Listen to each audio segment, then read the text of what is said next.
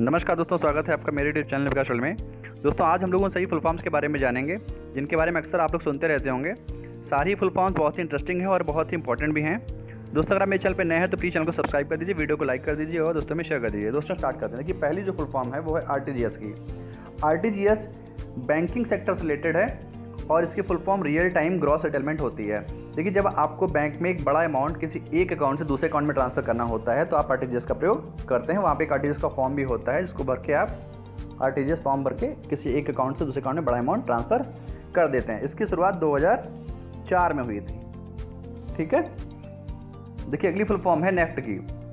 इसकी full form होती है नेशनल इलेक्ट्रॉनिक फंड ट्रांसफ़र। इसके माध्यम से भी आप मोबाइल के माध्यम से किसी एक बैंक अकाउंट से दूसरे अकाउंट में पैसे ट्रांसफ़र कर सकते हैं मोबाइल के माध्यम से। तो ये भी एक बैंकिंग सेक्टर से रिलेटेड एक फुल फॉर्म है। देखिए नेक्स्ट है IFSC। IFSC फुल फॉर्म होती है इंडियन फाइनेंशियल सिस्टम कोड। देखिए बैंकिंग में सेक्टर में जितनी भी बैंक होती है उनका एक पर्सनल कोड होता है जिसे हम IFSC कोड कहते हैं। जितने भी आपके अकाउंट होते हैं उसमें आपके अकाउंट नंबर के साथ आपको IFSC कोड भी दिया जाता है। तो ये भी एक इंपॉर्टेंट फुल फॉर्म है, अक्सर इसका एग्जाम में पूछा जा चुका है। ठीक है, देखिए नेक्स्ट है रेरा। देखिए RERA का फुल फॉर्म होता है रियल एस्टेट रेगुलेटरी अथॉरिटी। देखिए इसका मुख्य कार्य रियल एस्टेट संबंधी जो भी मानक है उनको तय करना होता है और इसकी शुरुआत 2016 में हुई थी। ठीक, देखिए नेक्स्ट है भीम। देखिए भीम ऐप की फुल फॉर्म है भारत इंटरफेस फॉर मनी। एक ऐप है जिसके माध्यम से मोबाइल से आप एक अकाउंट से दूसरे अकाउंट में पैसा ट्रांसफ़र कर सकते हैं, किसी बिल का पेमेंट कर सकते हैं, किसी बिल को आप पेड कर सकते हैं। तो ये सारे काम आप भीम ऐप से कर सकते हैं। इसकी शुरुआत जो हुई थी वो 2016 में, दिसंबर 2016 में हुई थी। देखिए नेक्स्ट है IPPB, Indian post payment bank. इसकी शुरुआत सितंबर 2018 में हुई थी। ठीक है, और इसका हेडक्वार्टर जो है वो नई दिल्ली में है। नेक्स्ट को देखते हैं UPI। देखिए UPI की फॉर्म होती है यूनिफाइड पेमेंट इंटरफेस। देखिए ये बहुत इंपॉर्टेंट है क्योंकि लगभग आजकल सभी लोग UPI का उपयोग कर रहे हैं। देखिए अगर गूगल पे की बात की जाए या फिर फ़ोन पे की बात की जाए तो फ़ोन पे और गूगल पे दोनों ही UPI के ही उदाहरण हैं। भारत में 2016 में ये शुरुआत हुई थी। नेक्स्ट को देखते हैं IMPS। इसकी फुल फॉर्म होती है इमीडिएट पेमेंट सर्विस। तो इसके माध्यम से भी आप जल्द ही भुगतान कर सकते हैं और इसकी शुरुआत भारत में 2010 में हुई थी। ठीक है, नेक्स्ट को देखते हैं VVPAT। देखिए VVPAT का प्रयोग चुनाव में होता है और देखिए VVPAT फुल फॉर्म होती है वोटर वेरीफाइड पेपर ऑडिट। देखिए वेरीफाइड की जगह पे आप वेरीफिएबल कह लीजिए, वेरीफिएबल पेपर ऑडिट ट्रेल। और इसकी शुरुआत जो पहली बार हुई थी, इसका जो यूज़ हुआ था पहली बार वो 2013 में हुआ था नागालैंड में। ठीक है, तो VVPAT की फुल फॉर्म याद रखिए आप। नेक्स्ट को देखते हैं बिम्स्टेक को। देखिए बिम्स्टेक की फुल फॉर्म बहुत इंपॉर्टेंट है, पूछी जा सकती है और इसका हेडक्वार्टर भी पूछा जा सकता है। तो बिम्स्टेक को देखिए बिम्स्टेक की फुल फॉर्म है bay of Bengal initiative for multi sectoral technical and economic corporation. ठीक है, तो मेनली क्या है कि टी जो टर्म है, इस टी से आप टेक्निकल याद रखिए और ई से इकोनॉमिक कॉर्पोरेशन लगभग सब में होता ही है और एम से मल्टी सेक्टर MS से। ठीक है, ताकि आपको याद रहे। और इसका जो हेडक्वार्टर है वो ढाका में है। इसका जो हेडक्वार्टर है वो ढाका में है और 1997 में इसकी स्थापना हुई थी। ठीक है, नेक्स्ट देखते हैं गूगल। देखिए गूगल सभी लोग यूज़ करते हैं तो गूगल की फुल फॉर्म भी आनी चाहिए। देखिए गूगल की फुल फॉर्म होती है global organisation of oriented group language of earth. ठीक है, तो G का मतलब ग्लोबल है, यानी विश्व रूपी जो है ग्लोबल से है और ग्लोबल ऑर्गेनाइजेशन है विश्व की एक संस्था है और लैंग्वेज ऑफ अर्थ। ठीक है, तो global organisation of inter group language of Google को आप याद रखें। अब गूगल की स्थापना कब हुई थी ये भी देखें, 1998 में गूगल की स्थापना हुई थी। ठीक है, और कैलिफोर्निया में इसका हेडक्वार्टर है। नेक्स्ट देखते हैं IRDA।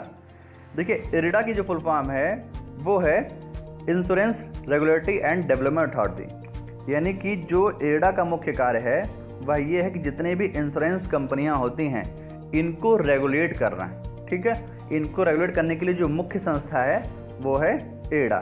1999 में इसकी स्थापना हुई थी और इसका जो हेडक्वार्टर है वो है हैदराबाद में। ठीक है, नेक्स्ट को देखते हैं UIDAI। देखिए UIDAI भी बहुत इंपॉर्टेंट है, इसकी फुल फॉर्म भी बहुत इंपॉर्टेंट है और इसका जो वर्ष है ये भी बहुत इंपॉर्टेंट है कि इसकी स्थापना किस वर्ष हुई थी। तो देखिए UIDAI की फुल फॉर्म है unique identification authority of India. अब इसकी स्थापना की बात करें तो 28 जनवरी 2009 में इसकी स्थापना हुई थी और इसका जो हेडक्वार्टर है वो है नई दिल्ली में।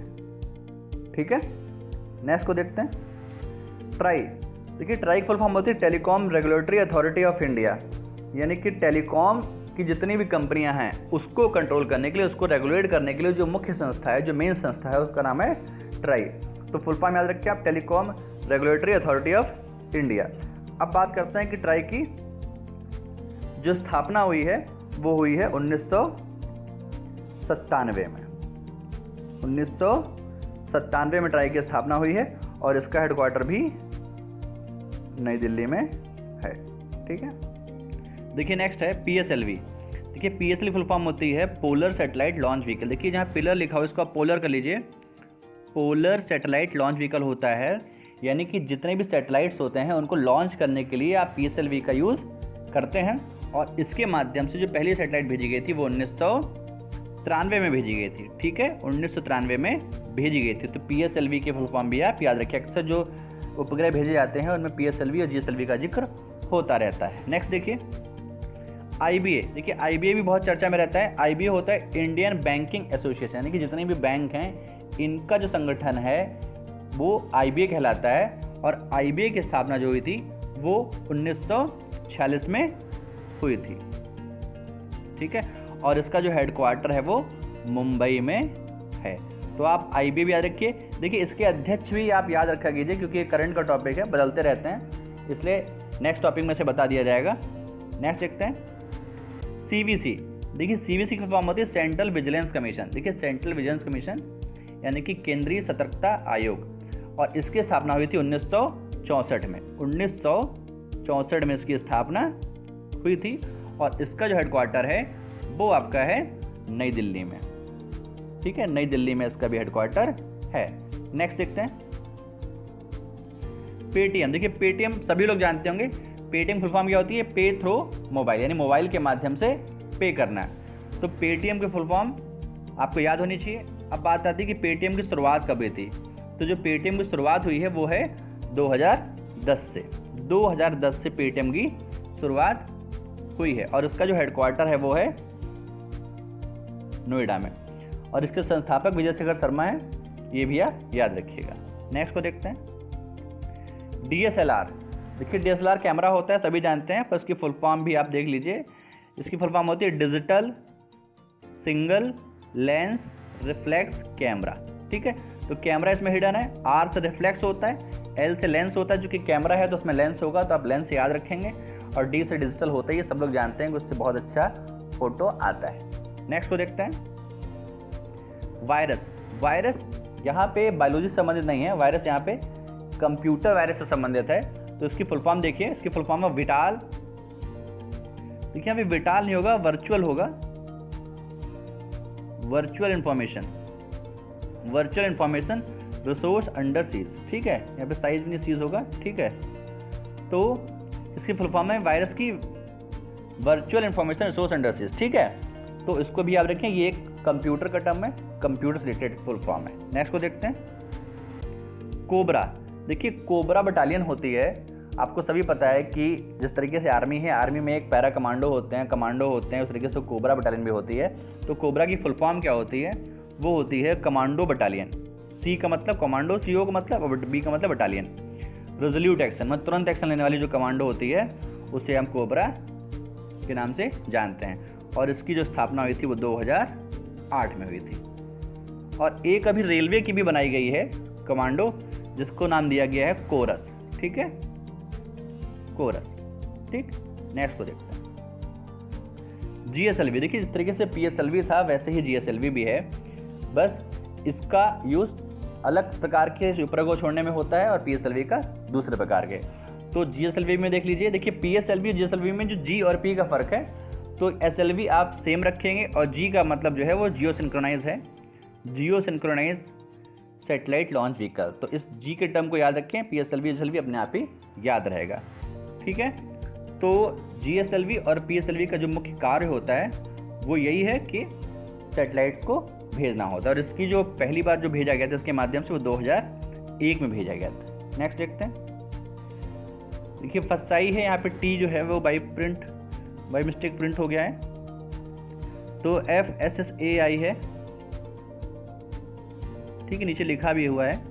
देखिए food safety and standard authority. देखिए आपने जितने भी खाने पीने की चीज़ें देखी होंगी, आप उसमें देखिएगा उसमें कहीं ना कहीं FSSAI का लोगो जरूर होता है, यानी कि भारत की एक ऐसी संस्था है जो जितनी भी खाने पीने की चीज़ें हैं उनकी सेफ्टी और उनके स्टैंडर्ड को मॉनिटर करने के लिए संस्था बनाई गई है। तो food safety and standard authority of India है, इसको हम FSSAI के नाम जानते हैं, और इसकी स्थापना 2011 में हुई थी। 2011 में इसकी स्थापना हुई थी। आज लगभग सभी ब्रांड जितने भी मार्केट में चीज़ें खाने पीने की मिलती हैं उन सभी में FSSAI का लोगो बन के आता है। तो आप इसको भी याद रखिए, फुल फॉर्म भी याद रखिए और स्थापना वर्ष भी देखिए। नेक्स्ट देखते हैं CVV। देखिए आपके ATM कार्ड के पीछे एक CVV नंबर होता है, तो उस CVV की फुल फॉर्म क्या होती है, तो आप उसको देखिए, फुल फॉर्म होती है card verification value. Card verification value वो होती है CVV की फुल फॉर्म, और इसको 1990 से लाया गया था, ठीक है। इस जो नंबर है इस नंबर को 1990 से स्टार्ट किया गया था आपके ATM कार्ड।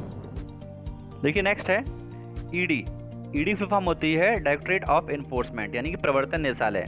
प्रवर्तन निदेशालय को हम ED कहते हैं। अक्सर ये न्यूज़ में आपने सुना होगा कि ED ने कहीं छापा मारा है, यहाँ पकड़ की है, तो आप ED को भी याद रखें कि ED फुल फॉर्म क्या होती है, हिंदी में भी और इंग्लिश में भी। और ED की जो फुल फॉर्म जो स्थापना हुई थी वो हुई थी 1956 में, और इसका हेडक्वार्टर भी नई दिल्ली में है। तो अगर आपको ये वीडियो अच्छा लगा तो प्लीज़ चैनल को सब्सक्राइब कर दीजिए, वीडियो को लाइक कर दीजिए, दोस्तों में शेयर कर दीजिए। वीडियो को देखने के लिए धन्यवाद।